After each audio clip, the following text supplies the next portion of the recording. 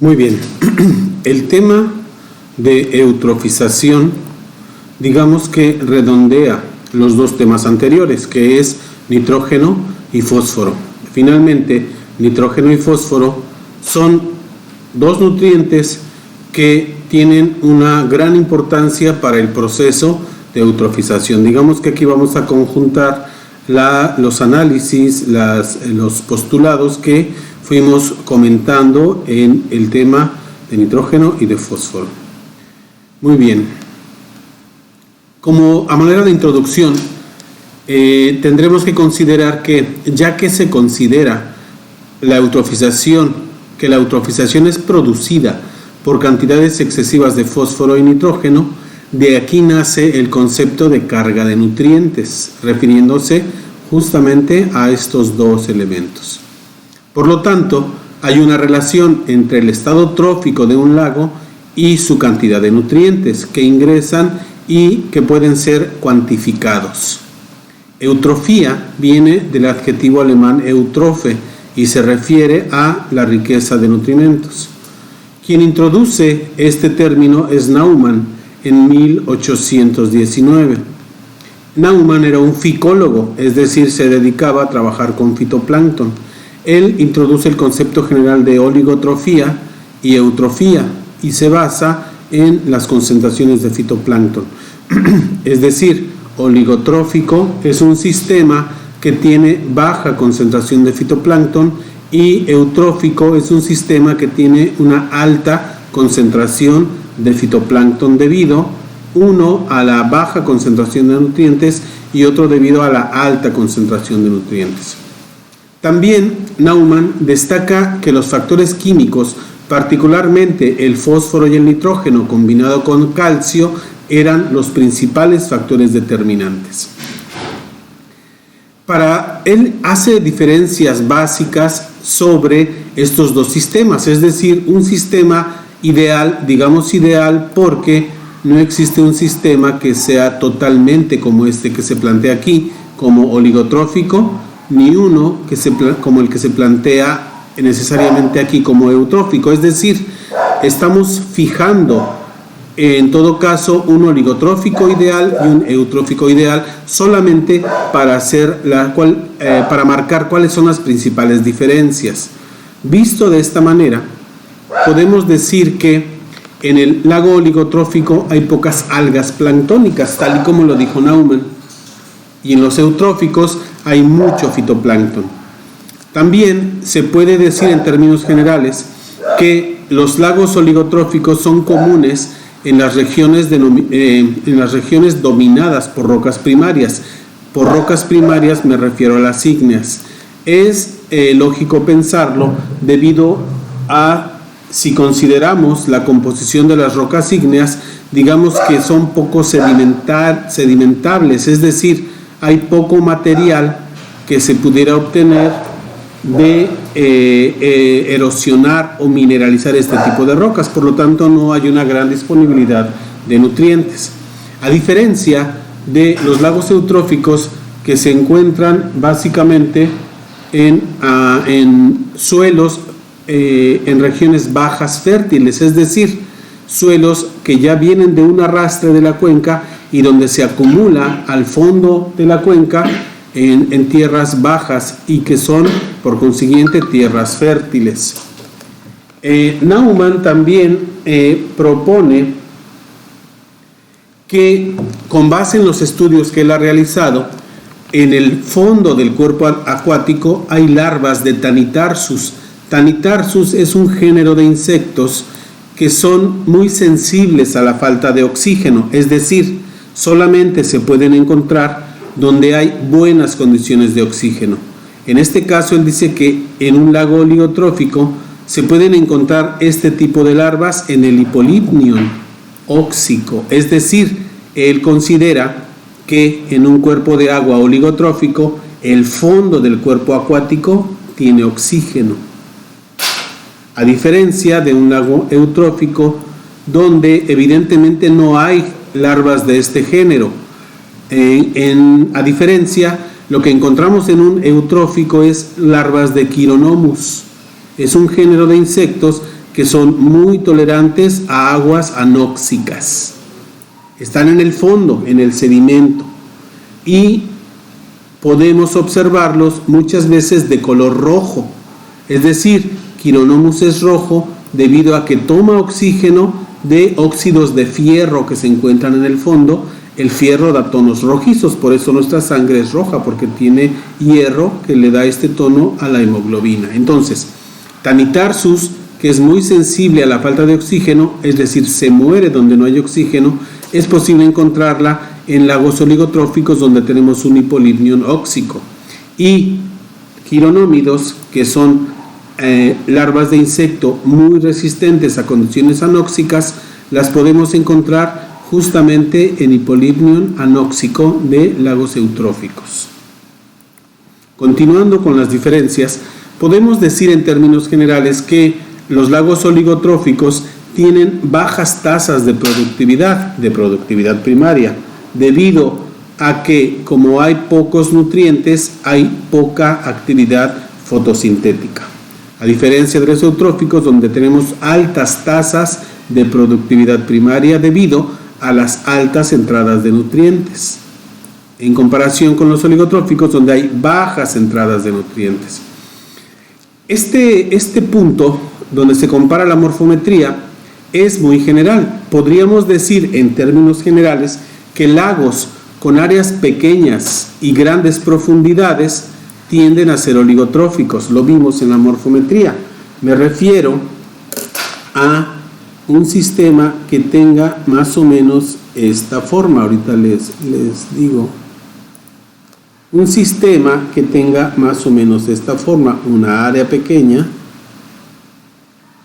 y una gran profundidad. Recordarán ustedes que decíamos que este lago tiende a ser menos productivo debido a que la luz no puede penetrar muy al fondo del cuerpo acuático. Esta es una consecuencia de que aquí estén los productores primarios y muy lejos de ellos los nutrientes que necesitan para fotosintetizar. A diferencia de un cuerpo acuático que tenga una área grande, como dice aquí, y poca profundidad.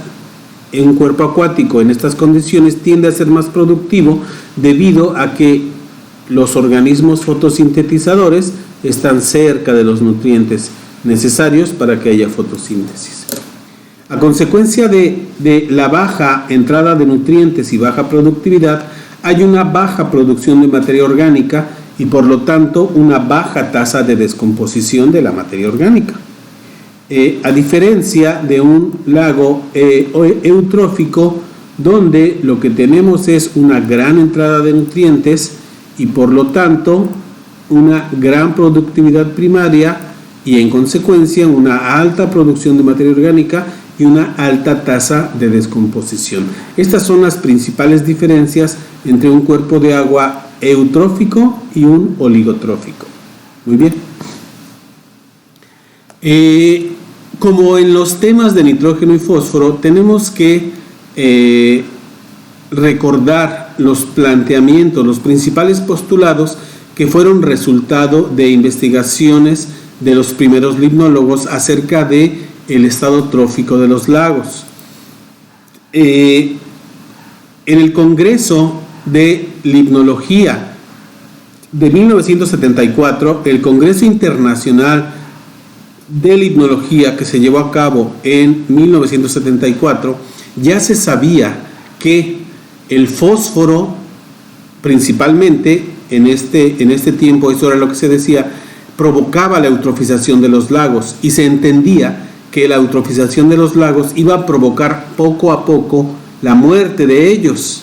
Y entonces en el Congreso se decide hacer planteamientos a los gobiernos que pueden controlar este tipo de procesos, de factores, de fenómenos, que haya una eliminación de los fosfatos mediante tratamiento de aguas residuales, de afluentes que van a verter en tales aguas. Es decir, las aguas residuales tienen que ser tratadas antes de ser vertidos en los cuerpos de agua naturales. También se plantea que debería de haber una restricción en el uso de productos de limpieza que contengan fosfatos y otras sustancias ecológicamente perjudiciales. También se plantea que debe haber un control de drenaje, el que procede de zonas agrícolas, industriales, fuentes sépticas y otras fuentes difusas del fósforo. Es decir, se hace una propuesta a los gobiernos a partir de los investigadores en limnología para que haya medidas para poder mitigar la eutrofización de los lagos con base en la restricción del uso de fosfatos y el tratamiento de aguas que van a los cuerpos de agua naturales. Se planteaba también que en un sistema eutrofizado, las entradas altas de fósforo y nitrógeno y otros nutrientes, esto provocaba que había un aumento de tasa de fijación de energía fotosintética y productividad. Esto aumenta la regeneración de nutrimentos inorgánicos y compuestos orgánicos. Esto a su vez provocaba que la productividad sufriera un marcado incremento, es decir, empieza a ser más productivo el cuerpo acuático. Esto da como resultado que la zona trofogénica empiece a estar muy densa, es decir, muy saturada de fitoplancton, y esto provoca a su vez que al estar tan densa en fitoplancton haga que la luz ya no vaya muy al fondo, y al haber limitación de luz, esto provoca una disminución de la zona trofogénica al disminuir la productividad primaria.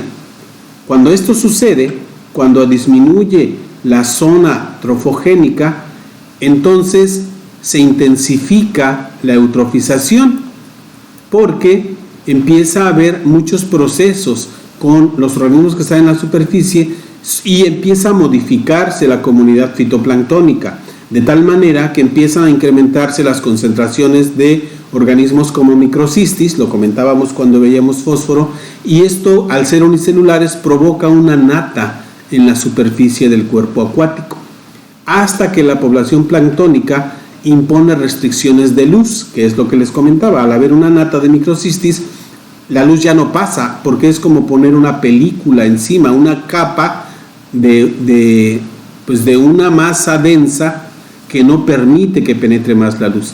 A partir de aquí ya no se puede incrementar más la productividad en condiciones naturales, porque ya falta la luz, que es esencial para que haya fotosíntesis. Luego, la tasa de producción alcanza una meseta, es decir, ya no aumenta, se mantiene en un cierto nivel y que gradualmente va llevando hacia la extinción como consecuencia de la continua sedimentación de la materia orgánica, y en condiciones de excesiva descomposición va generando un cuerpo de agua meromíctico, biogénico. Espero que se acuerden de este término, meromíctico, biogénico. Es decir, estamos hablando de una eutrofización que se salió de control. Muy bien. Fíjense, es justo lo que les decía, en ciertas condiciones morfométricas, meteorológicas y de productividad, no es raro que un lago mesotrófico, es decir, con una productividad intermedia, o eutrófico, es decir, con gran productividad primaria, que tenga pequeña área y profundidad moderada, pueda ser, inducido a una meromixis biogénica debido a la acumulación de materia orgánica en el fondo. Muy bien. A continuación voy a comentar acerca de un estado interesante que ocurre en algunos lagos. Por ejemplo, estoy hablando de lagos donde hay una alta fracción de materia orgánica, es decir, un lago que tiene un gran aporte alóctono. Alóctono quiere decir que viene de otro lado, que no es de esta cuenca, viene es una entrada de materia orgánica que no está, presupuestada en este ecosistema. Estos sistemas, donde hay una gran entrada de fuentes alóctonas, se denominan distróficos. Hablaba yo, cuando hablaba de fósforo, del lago de Chapala. Ese es un sistema distrófico, y es distrófico porque tiene una gran cantidad de terrígenos, de suelo, y eso mantiene este cuerpo de agua muy turbio, y lo que produce, aunque haya muchos nutrientes, es una baja productividad primaria debido a que no hay una buena penetración de luz. Estos sistemas tienen agua fuertemente teñida, es decir, tienen una cierta coloración. Por esto, a veces se les denomina lagos de aguas pardas, lo que indica que no son aguas cristalinas, que no son turbias, digamos, en tonos verdes o amarillos. Es agua que más bien se ve como lodosa, debido a estas fuentes de materia orgánica alóctona que hacen que haya un lodo fino aquí. Esto tenemos que puntualizar que la productividad de la mayoría de ellos se piensa que es baja, debido a que no entra luz. Sin embargo, tenemos que aclarar que este criterio de productividad, que tiene que ver con la luz y con los nutrientes y con el fitoplancton, se refiere justo a la productividad planctónica, a la productividad primaria, tal cual la conocemos desde que vamos en primaria. Ahora, esta productividad primaria ignora los componentes vegetales litorales y que dominan completamente el metabolismo del sistema como fuentes de materia orgánica particulada y disuelta. He de decirles que en este tipo de sistemas distróficos que tienen muchas arcillas y hay poca productividad primaria, nosotros, si quisiéramos medir aquí la productividad primaria y lo hiciéramos a través de la cantidad de nutrientes, es decir, de nitrógeno y fósforo, encontraríamos tal vez que hay mucho nitrógeno y fósforo, y sin embargo no se ve reflejado en el color del agua. Es decir, que haya mucho nitrógeno y fósforo no significa que haya automáticamente mucha productividad primaria, debido a que falta la luz. Si hay nutrientes pero no hay luz, no hay productividad primaria. Por lo tanto, medir la productividad primaria en este tipo de lagos distróficos basados solamente en la concentración de nutrientes es un error. Tendríamos que medirlo a través de la concentración de clorofila. Este sistema no es raro aquí en la República Mexicana, incluso no creo que sea raro en las zonas tropicales y subtropicales, porque justamente son sistemas polimícticos cálidos continuos los que predominan en nuestro país. Esto hace que al circular mantengan siempre suspendidas las partículas, pero las partículas de arcilla tienen absorbido, o sea, pegados físicamente, una gran cantidad de elementos. Pueden ser bacterias, pueden ser algunos nutrientes, y hay todo un sistema de detritus que soporta la productividad de este sistema.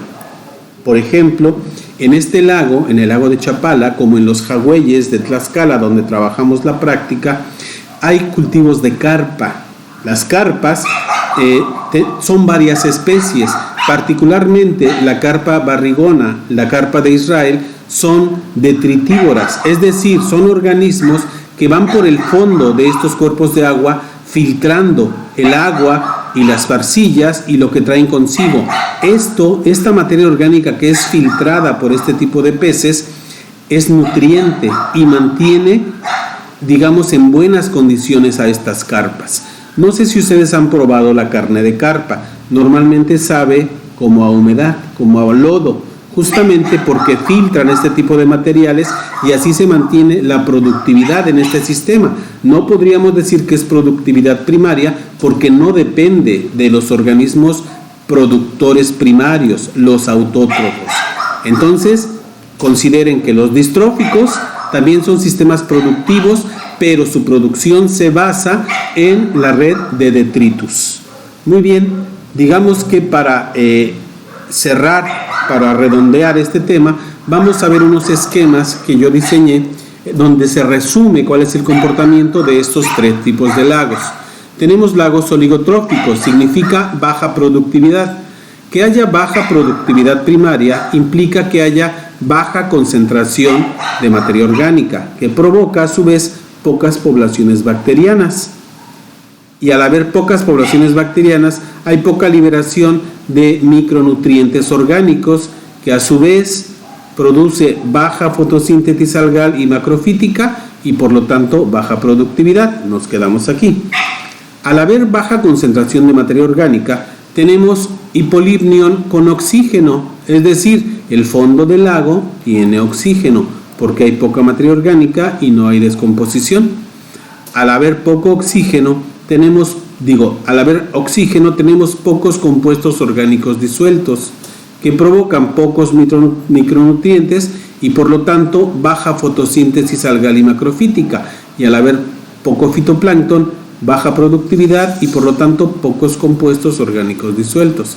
Finalmente, las concentraciones altas de oxígeno en el hipolimnión implican que hay poca liberación de nutrientes de los sedimentos y por lo tanto baja productividad. Aquí se cierra el ciclo de oligotróficos. Vamos a ver qué pasa con los eutróficos. Aquí, a diferencia de los oligotróficos, tenemos una alta productividad primaria, que implica una alta producción de materia orgánica, que a su vez genera altas concentraciones bacterianas y renovación del ciclo de los nutrientes, que a su vez implica muchos nutrientes orgánicos, alta fotosíntesis algal y macrofítica y por lo tanto alta productividad. Viniendo por aquí, tenemos que como hay mucha materia orgánica, se puede generar un hipolimnión anaeróbico, que a la larga provoca meromixis biogénica, como lo veíamos hace un momento, y podría, si no se tiene cuidado, provocar la extinción del lago. Incluso podríamos ahorrarnos este paso, que hubiera una gran cantidad de materia orgánica y al final se extinguiera sin que hubiera una meromixis. Ahora, dado que hay un hipolimnión anaeróbico, hay una gran descomposición de materia orgánica por actividad bacteriana y por lo tanto muchos nutrientes se liberan y por lo tanto eso mantiene una alta productividad. A partir de aquí, de muchos compuestos orgánicos disueltos, se generan altas concentraciones de bacterianas, que son las que descomponen estos compuestos orgánicos, y también muchos nutrientes que mantienen una alta fotosíntesis y por lo tanto una alta productividad. Y finalmente, vamos a ver los distróficos. Decíamos que en los distróficos una diferencia importante era las altas entradas alóctonas de materia orgánica, es decir, aquí hay mucha materia orgánica, no solo provocada por las fuentes alóctonas, también por una productividad que digamos es moderada, porque hay una buena concentración de nutrientes, aunque no hay mucha fotosíntesis. Esta cantidad alta de materia orgánica provoca bajo metabolismo bacteriano, se saturan, altas concentraciones de compuestos orgánicos disueltos y condiciones reductoras. Como hay condiciones reductoras, hay actividad bacteriana que libera nutrientes y eso mantiene una buena cantidad de nutrientes y por eso se mantiene una productividad moderada. Al haber muchos compuestos orgánicos, también hay muchos complejos orgánicos, complejos químicos y una alta concentración de compuestos orgánicos disueltos.